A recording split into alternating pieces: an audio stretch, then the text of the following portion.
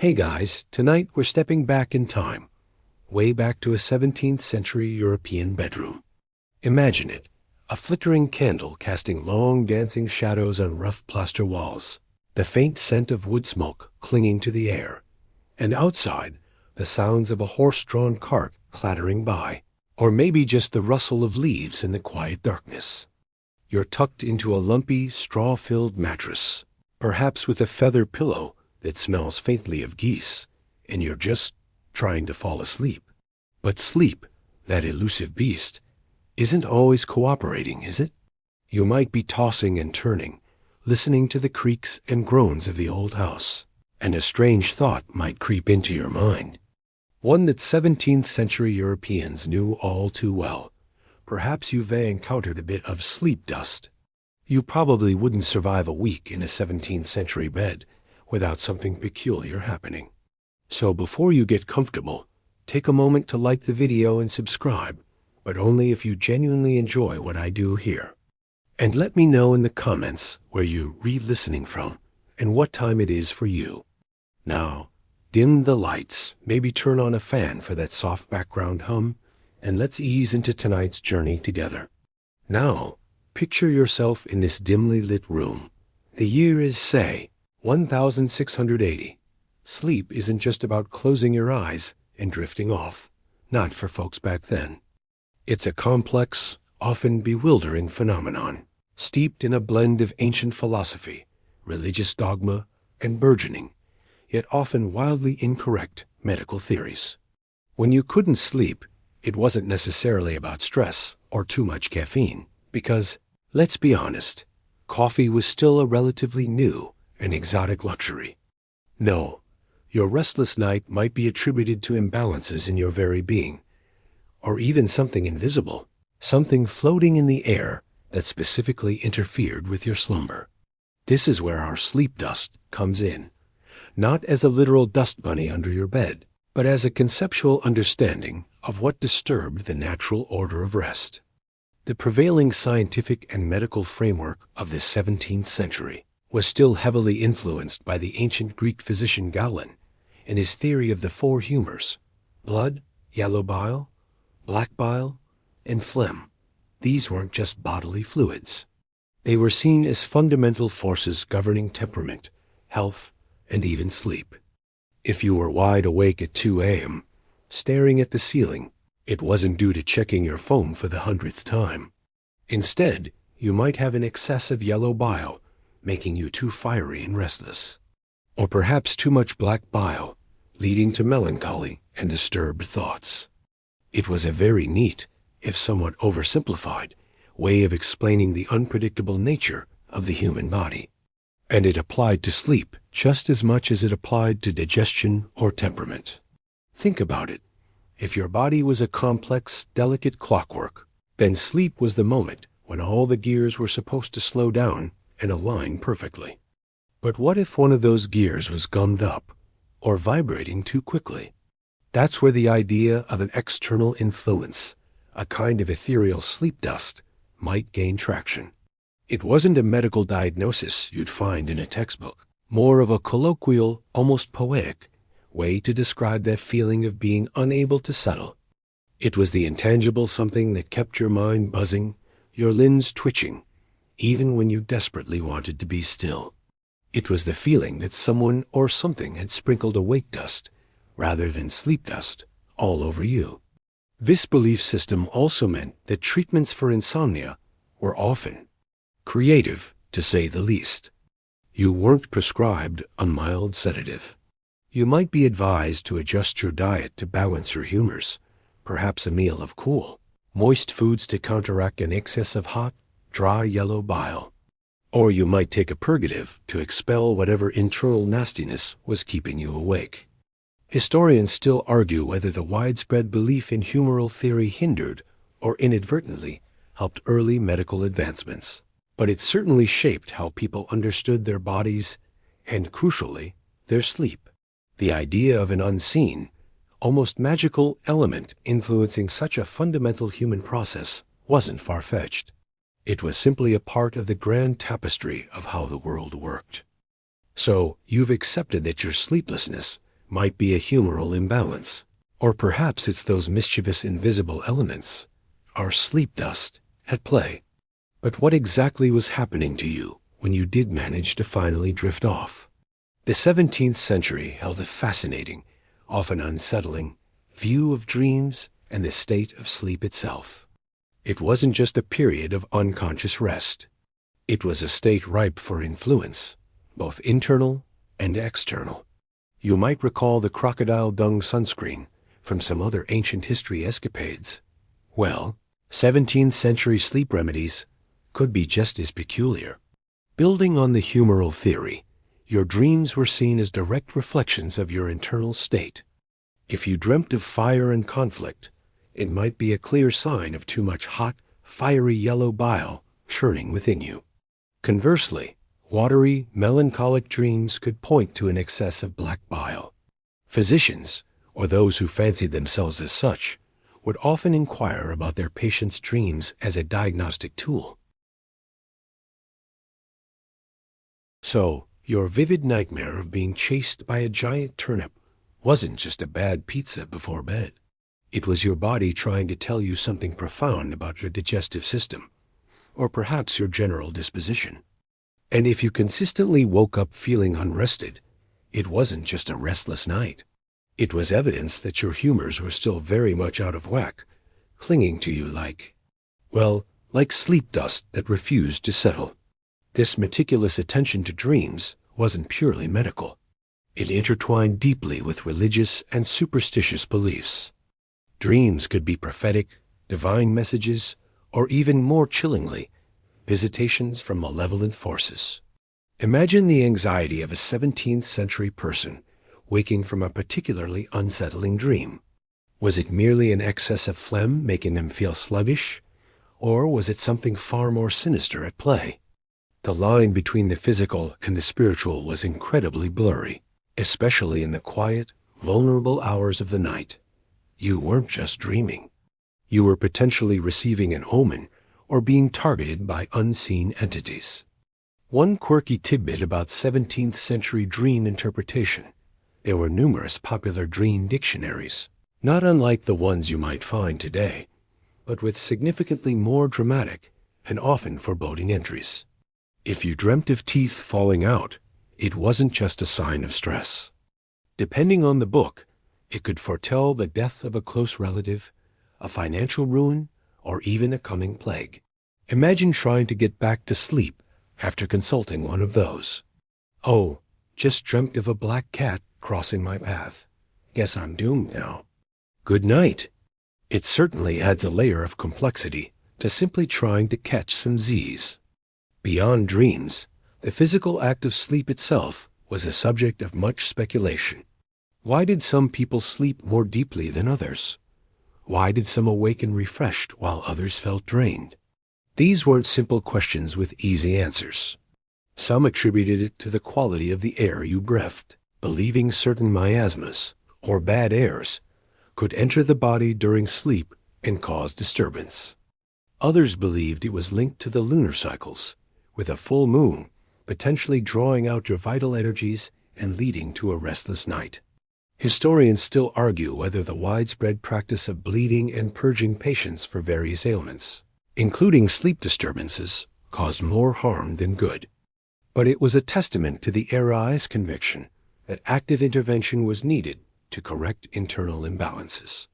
So as you lie there, perhaps fidgeting with your rough wool blanket, you're not just trying to relax. You're engaging in a complex dance with your humors, the spirits of the night, and the invisible forces that might be keeping that sleep dust airborne. It makes counting sheep seem rather quaint, doesn't it? With dreams and humors thoroughly examined, let's drift deeper into the 17th century night, where sleep wasn't just about internal imbalances. Oh no, sometimes your restless night was blamed on something far more sinister and external: demons, witches, and mischievous spirits. Imagine trying to get a good night's rest when you genuinely believed that a hag might be sitting on your chest, stealing your breath, or that a mischievous imp was tangling your hair into knots. This isn't just folklore. For many, It was a very real, terrifying explanation for what we now understand as sleep paralysis or restless leg syndrome. The concept of a night hag was particularly prevalent.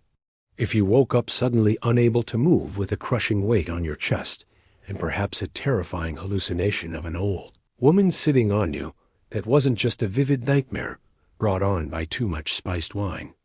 It was a visit from a malevolent entity, a witch or a demon, specifically targeting you in your vulnerable state. These experiences, which modern medicine attributes to the brain, waking up before the body can move, were concrete evidence of supernatural interference. And if you felt particularly drained the next day, well, that hag had clearly siphoning off your vital energies, leaving you susceptible to our lingering sleep dust. This belief wasn't limited to remote villages. It was interwoven into the very fabric of society. Witch trials, after all, were still a grim reality in many parts of Europe throughout the 17th century. Accusations often stemmed from strange occurrences during sleep, unexplained bruises, sudden sickness upon waking, or even persistent nightmares. If you were a particularly unpopular neighbor, or if you just had a peculiar sleepwalking habit, you might find yourself under suspicion. The idea was that these malevolent forces, whether they were witches or literal demons, were actively working to disrupt human well-being. And sleep, being such a vulnerable state, was prime territory for their dark machinations. It makes you almost appreciate modern-day alarm clocks, doesn't it? At least they only annoy you. A quirky tidbit here is the specific folklore surrounding Maori spirits. The word nightmare itself derives from these beliefs. A mare was a female demon or goblin who was thought to ride on people as chests as they slept, causing feelings of suffocation and terror. Different regions had their own variations. Some believed the mare left actual physical marks, others that she simply drained your energy, ensuring you woke up feeling as if you'd run a marathon in your sleep. And these weren't just stories for children. They were very real anxieties that shaped how people approached the act of going to bed. You might even hang certain herbs or charms above your bed, not for aesthetic appeal, but as a genuine protective measure against these unseen nocturnal assailants. The prevailing theological understanding also played a significant role. The devil and his legions were believed to be constantly at work, tempting, tormenting, and disrupting human lives. Sleep, as a time when the conscious mind was at rest, was seen as an opportunity for these dark forces to gain access. So, if you were plagued by bad dreams or restless nights, it wasn't just bad luck. It could be a spiritual battle being waged right there in your bedchamber. Historians still argue whether the widespread fear of witchcraft was a direct consequence of socio-economic anxieties or a tool for social control. But its impact on everyday life, including sleep, is undeniable. So as you draw your curtains against the modern streetlights, remember that for a 17th century soul, the darkness outside wasn't just quiet. It was potentially teeming with unseen forces ready to descend and sprinkle their unsettling sleep dust all over your supposedly peaceful slumber. Given all those spooky possibilities, imbalanced humors, lurking demons, and mischievous sleep dust, it's no surprise that 17th century Europeans were just passively accepting their sleepless nights.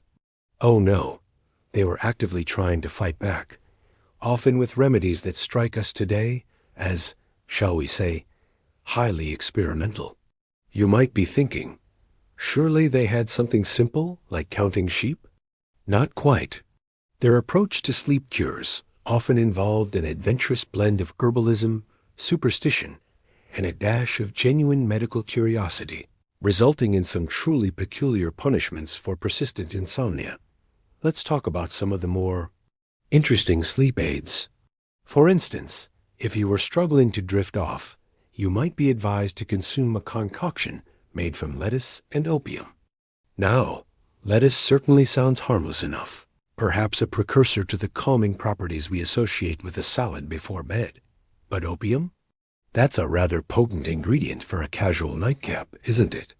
It highlights the era's willingness to use powerful, often addictive, substances without a full understanding of their long-term effects.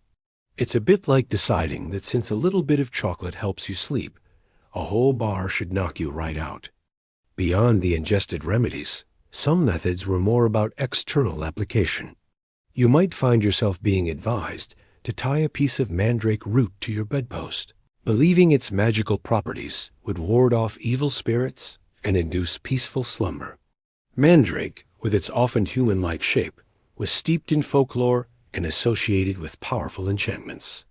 Or, if you were feeling particularly desperate, you might wear a sachet filled with poppy seeds and rose petals under your pillow, hoping the combined aroma and symbolic power would lure sleep into your chambers. It sounds rather pleasant, actually, compared to some other historical cures. And then there were the truly baffling practices. Imagine, if you will, being told to sleep with a dead mole in a bag under your pillow to cure insomnia. Yes, a mole. A small, furry, deceased burrowing creature. The logic here was often rooted in sympathetic magic, the idea that like affects like. Perhaps the mole's quiet underground existence was thought to transfer its tranquility to the sleepless individual. Or maybe it was just a peculiar form of exposure therapy. If you can sleep next to that, you can sleep through anything. It certainly puts our modern anxieties about pillow hygiene into perspective.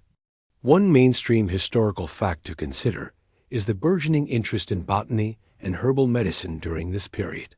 While some remedies seem outlandish, many herbalists were meticulously documenting plants and their purported effects, laying groundwork for future pharmacology. The distinction between a genuinely effective plant extract and a superstitious charm was often blurred, and even respected physicians might prescribe something that strikes us as pure folklore today. Historians still argue whether the widespread use of such unusual remedies was a testament to desperation or a genuine, if misguided, attempt at empirical observation. So as you adjust your own pillow tonight, perhaps remember the brave 17th-century souls who, wrestling with their sleep dust, were willing to try anything from potent opiates to a dead mole, all in the noble pursuit of a quiet night's rest. It certainly makes your memory foam pillow seem like a miracle. So, we've journeyed through the 17th century bedroom, navigating the anxieties of humors, demons, and dead moles under pillows, all in the quest to banish that pesky sleep dust. But what happened as the 17th century faded into the 18th, and then the 19th? How did our understanding of sleep evolve from a mystical battleground to something closer to what we recognize today? The shift was gradual, a slow turning of the scientific gears, away from the supernatural and towards the biological. The Enlightenment, beginning in the late 17th and gaining momentum in the 18th century, played a huge role. It ushered in an era of reason and empirical observation, slowly chipping away at the bedrock of superstition. While the humors didn't vanish overnight, they lingered well into the 18th century as a medical concept, surprisingly resilient, like that one guest who just won't leave your party. The emphasis began to shift. Physicians started looking more closely at physical symptoms, and less at astrological alignments or demonic interference. The idea of sleep dust as an ethereal, mischievous entity began to wane, replaced by more tangible physiological explanations. Think about the invention of the microscope in the late 17th century. While it didn't immediately explain sleep, it revolutionized how people understood the human body. Suddenly, there were tiny, unseen worlds within us, cells, microbes, and eventually, the intricate workings of the nervous system. This new perspective made the old explanations of humors and night hags seem a little less cutting edge. It was harder to blame a bad dream on a demon when you could start to visualize nerves and brain matter. Not that they fully understood how it all worked, mind you. It's like having a brand new complex piece of machinery and only having the instruction manual for a potato peeler. A quirky tidbit that showcases this evolving understanding is the rise of mesmerism in the late 18th century. Franz Mesmer proposed a concept of animal magnetism, an invisible natural force possessed by all living things, which could be manipulated to cure illnesses, including sleep disorders. While dismissed as quackery by mainstream science, it was an interesting bridge between the old mystical beliefs and the emerging scientific curiosity. It still involved invisible forces, but it attempted to explain them in a pseudo-scientific framework, hinting at the power of the mind and suggestion, even if it was largely a theatrical spectacle. Just a bit of animal magnetism, darling, and that sleep dust will be banished. As the 19th century dawned, the focus narrowed further. Physicians began to observe and categorize sleep disorders more systematically. Terms like insomnia started to become more commonplace, defined not as a demonic visitation, but as a medical condition. The development of toxicology and pharmacology also meant that new, more scientifically derived sedatives and hypnotics began to replace the more haphazard herbal concoctions and, mercifully, the dead moles. Historians still argue whether the transition from supernatural to scientific explanations for sleep was driven more by intellectual curiosity or by the practical failures of traditional remedies, but the direction was clear. So, as you settle deeper into your own bed, in an era where sleep is analyzed by brain waves and circadian rhythms, remember the long, strange journey of understanding sleep. From the fears of sleep dust sprinkled by mischievous spirits to the scientific inquiries of today, humanity has always been captivated by what happens when we close our eyes. And now, as the last echoes of those peculiar historical nights fade, allow your own body to grow heavy, your breath to deepen. The humors are in balance, the night hags have retired for the evening, and any lingering whispers of sleep dust are gently brushed away by the quiet currents of the night air. Feel the softness of your pillow, the comforting weight of your blanket, as the thoughts of centuries past drift away like slow-moving clouds. There's nothing left now but the gentle descent into your own peaceful slumber, a journey into the quiet, restorative darkness. Let the gentle hum of the world lull you, and find solace in the stillness. Close your eyes and let go.